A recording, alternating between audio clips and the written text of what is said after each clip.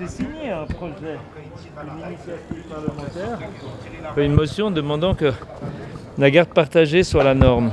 Ouais. Ouais, ça filme, ça tourne. Oui, c'est bon, ça tourne. Là, ouais. Bonjour. Bonjour, donc vous êtes Nicolas Valder, candidat au Conseil d'État. Vous êtes déjà à Berne aujourd'hui, vous avez fait une motion pour la garde partagée. Racontez-nous en 2 mots. Alors c'est pas moi qui ai fait la motion, c'est mon collègue Roduit du centre, et motion que j'ai soutenue, c'est pour que la garde partagée soit une norme effective.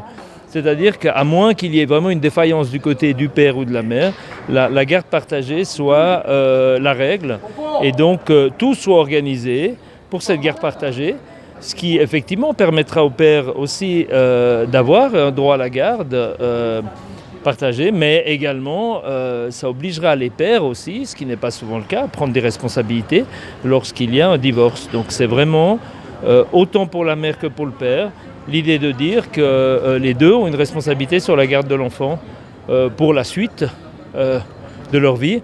Évidemment, cela, s'il y a des arrangements dans le couple, peut faire l'objet d'exceptions. Et puis, si, comme je l'ai dit, il y a une défaillance du côté de l'un ou de l'autre, eh bien, effectivement, la justice peut octroyer la garde unique à l'un des parents. Mais la norme devrait être beaucoup plus automatiquement, non pas la garde à la mère ou au père, mais la garde partagée. Là aujourd'hui on a à Genève et partout en Suisse, mais à Genève c'est très particulier, beaucoup d'enfants placés justement qui sont retirés de leurs parents. Est-ce que là vous avez aussi une vision pour ça, pour Genève ? Bon, il faut regarder au cas par cas, hein. Pour moi, il est clair que dans la mesure du possible, les enfants doivent rester avec leurs parents. Mais de nouveau, s'il y a une défaillance, s'il y a un danger pour l'enfant, la priorité doit être la protection de l'enfant. Et effectivement, je ne connais pas les cas, donc je ne peux pas savoir si c'est judicieux ou pas. Je fais confiance à la justice. Mais effectivement, la norme doit être que l'enfant reste avec ses parents. Mais de nouveau, s'il y a une défaillance, s'il y a un risque, moi je suis pour la défense et la protection de l'enfant.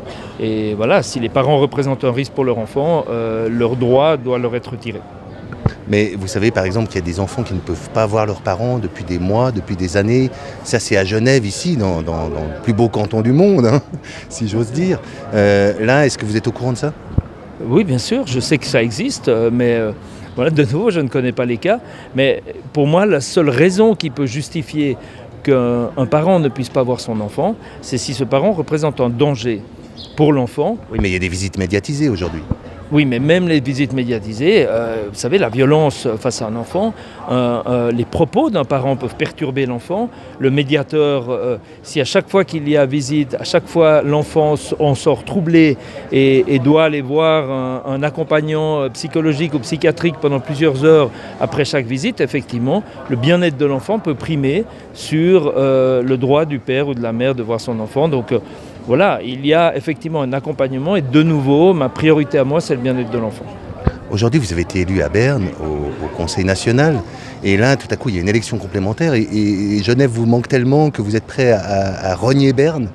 Ah mais Genève me manque beaucoup, d'ailleurs j'habite toujours à Carouge, hein, je passe bien la moitié de mon temps à Genève, mais j'aime aussi beaucoup l'exécutif, j'ai été à l'exécutif à Carouge pendant 9 ans, j'aime travailler en équipe, j'aime l'aspect collégial de l'exécutif et puis le fait de porter des projets, et effectivement c'est une fonction qui m'a toujours tenté et voilà, je souhaite revenir à Genève, mais non pas pour faire la même chose, mais pour bien occuper un poste différent et puis mener des projets pour les Genevoises et les Genevois.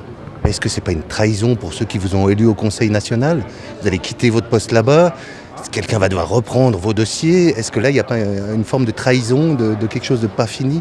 Non, pas du tout. J'ai été élu sur une liste. C'est mon 2e mandat. Hein, donc, ça fait maintenant 6 ans que je suis à Berne. Je suis au milieu de mon 2e mandat. Les gens sont tout à fait au courant, effectivement, qu'on peut démissionner en cours. C'est d'ailleurs la liste des Verts hein, qui a eu 2 sièges. Donc, je serai remplacé par la Vienne ensuite. Et effectivement, je ne crois pas qu'il s'agisse d'une trahison pour le peuple genevois. Évidemment, ceux qui préfèrent me voir à Berne qu'à Genève, peut-être ne voteront pas pour moi, mais je leur demande de me faire confiance et je pense qu'il y a besoin d'un écologiste au gouvernement genevois aussi. En 2023, il y avait déjà la discussion avec Antonio, vous lui auriez dit « Ah mais je serais intéressé de reprendre ton poste ». Il y a eu cette ouverture, il y a eu cette discussion avec M. Hodger ? Oui, bien sûr, il y a eu cette discussion, je l'ai dit. M. Hodger a beaucoup réfléchi avant de repartir pour un 3e mandat. Il a peut-être un peu survalorisé ses forces, c'est long, 3 mandats, pratiquement 15 ans, c'est très long. Et effectivement, il a préféré arrêter au milieu, et je peux le comprendre, et je trouve très honnête de sa part d'avoir arrêté. Et il aurait pu encore faire 3 ans en dilettante, et il n'a pas voulu le faire. Et voilà, mais moi j'étais déjà intéressé, j'en avais fait part à mon parti, j'en avais fait part à Antonio Gers, et si d'aventure il ne s'était pas présenté pour un 3e mandat, je me serais présenté déjà. Donc je n'en ai jamais fait secret. Et ça a toujours été discuté ouvertement avec Antonio Gers. Mais qu'est-ce qu'en 2 ans et demi, un Nicolas Walder peut apporter à Genève? Là, tout à coup, il faut reprendre des dossiers en cours. C'est presque déjà l'élection suivante. Qu'est-ce qu'on peut vraiment apporter à Genève en tant que Vert en 2 ans? Déjà, porter les dossiers qui ont été commencés. Je parle bien sûr des lois sur l'énergie, les investissements en matière de biodiversité. Et puis, il y a le plan directeur cantonal 2050 qui est au début des consultations. Il faudra travailler avec les communes, il faudra travailler de concert avec les collègues pour que ce soit cohérent dans tous les départements, parce que ce n'est pas seulement la question de construire des logements. S'il y a logement, il doit y avoir des écoles, il doit y avoir des centres sportifs, il doit y avoir des espaces culturels. Cela se discute aussi avec les communes. Et puis, effectivement, il faut aussi les transports publics qui vont avec. Donc il faut travailler de concert au niveau du gouvernement, et ma façon très collégiale de travailler, je pense, sera un plus pour ce gouvernement, pour qu'il y ait finalement non pas un travail en 7 silos, mais un travail unifié entre tous les départements.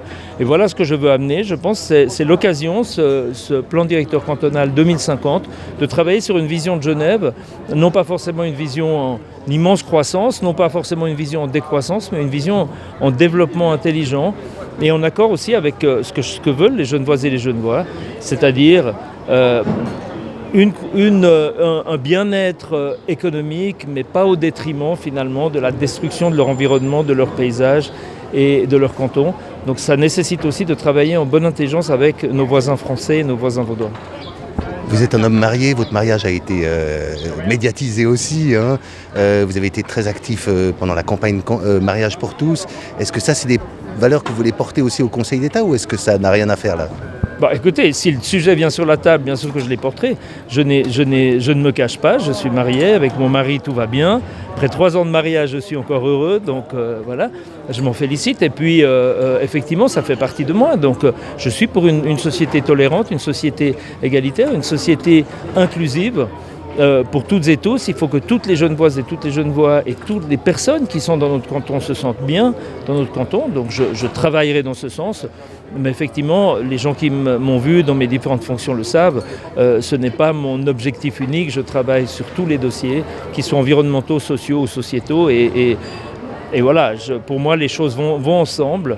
Mais effectivement, pour traverser les épreuves que Genève doit traverser, il faudrait une société inclusive où finalement tout le monde se sent concerné et tout le monde a envie de travailler pour le bien public.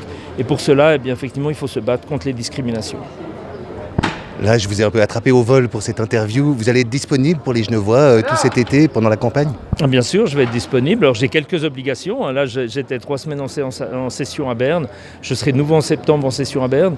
Je passerai une partie de mon temps à Genève, mais il est aussi très important, et c'est par respect pour la fonction qui m'a été attribuée par les Genevoises et Genevois, je me fais un devoir d'être présent à Berne pour voter et pour participer au débat et pour porter les valeurs du canton aussi. Donc voilà, ça va être un peu chaud cet été, cet automne, mais ça fait partie du jeu lorsqu'on se présente à une élection.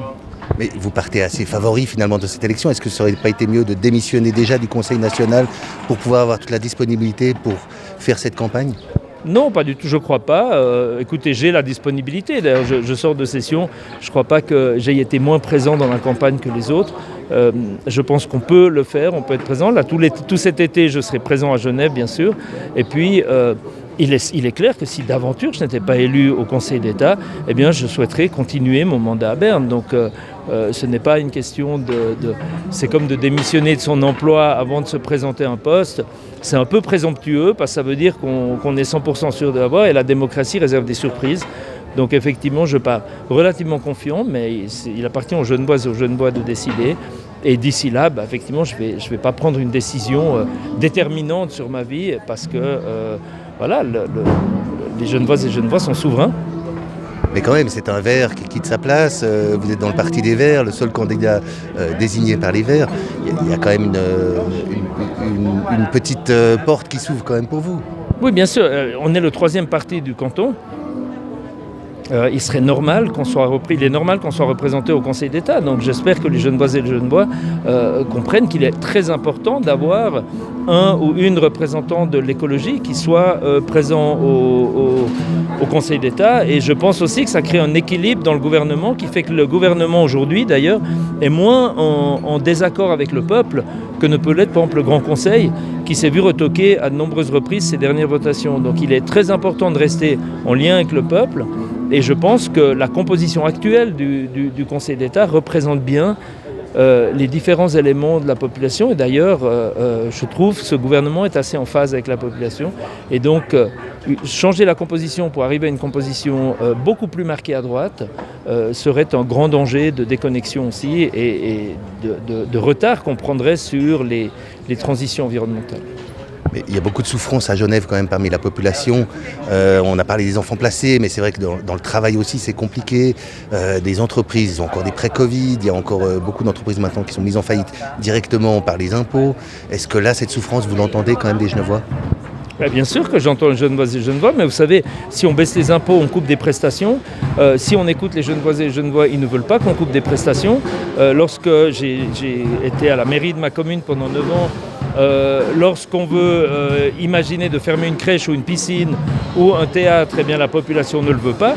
Donc la population veut des prestations publiques, elle veut des services publics présents, elle veut un État et des pouvoirs publics qui sont capables de faire régner l'ordre, sécurité, mais aussi la justice et la justice sociale pour tout le monde. Donc oui, de temps en temps, les désirs des contribuables et des citoyens sont contradictoires.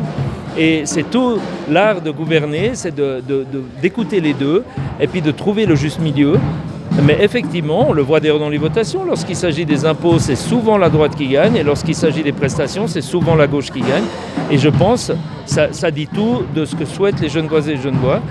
Et pour moi, effectivement, il faut écouter tous les côtés et prendre peut-être des décisions qui soient les plus justes et les plus cohérentes possibles. Mais oui, il y a des souffrances et il faut les entendre.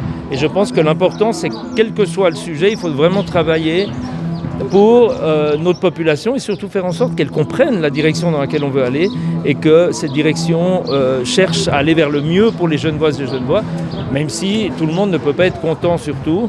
Et de temps en temps, il y a des déçus de tel ou tel projet, mais c'est surtout important de donner confiance aux habitants pour qu'ils sachent vers quoi on veut aller et pas qu'ils aient l'impression que finalement on teste des choses, qu'on va un peu dans tous les sens et finalement ils ne comprennent plus très bien et ils sentent une grande injustice dans des décisions qui sont prises, alors que pour moi les décisions doivent paraître cohérentes.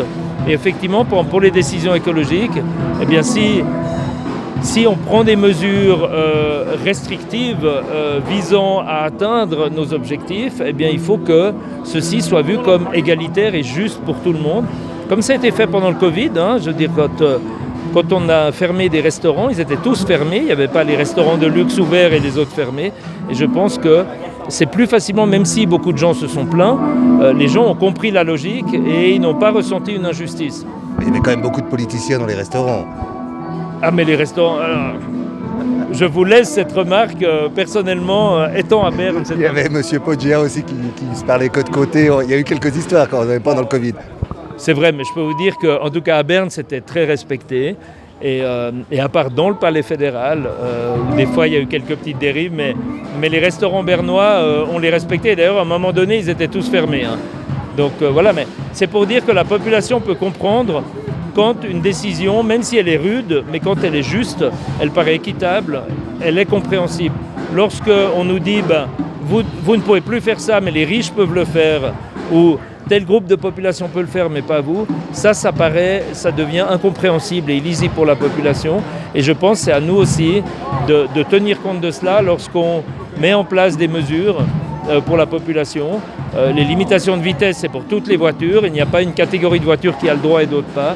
Et je pense qu'on doit s'inspirer de ce type de normes pour vraiment renforcer l'unité du peuple genevois, quelles que soient les classes sociales, quels que soient les milieux culturels et quelles que soient finalement les orientations politiques.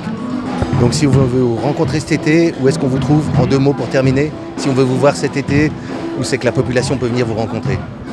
Écoutez, je vais aller dans le maximum de manifestations possibles, d'événements, sur ma commune Carouge, mais sur la ville de Genève et dans toutes les communes. Voilà, cet été, effectivement, il n'y a pas beaucoup de stands organisés, mais il y en aura à partir de mi-août dans les stands de campagne, donc dans les différentes communes. Voilà, je n'ai pas encore mon planning de campagne, mais sachez que je serai très présent. Et puis voilà, je compte aller serrer les mains et vraiment discuter avec toutes celles et ceux qui ont des interrogations sur moi, sur la politique que je mène, mais aussi sur l'avenir de notre canton. D'accord, merci beaucoup. On vous laisse filer. C'est bon. Merci.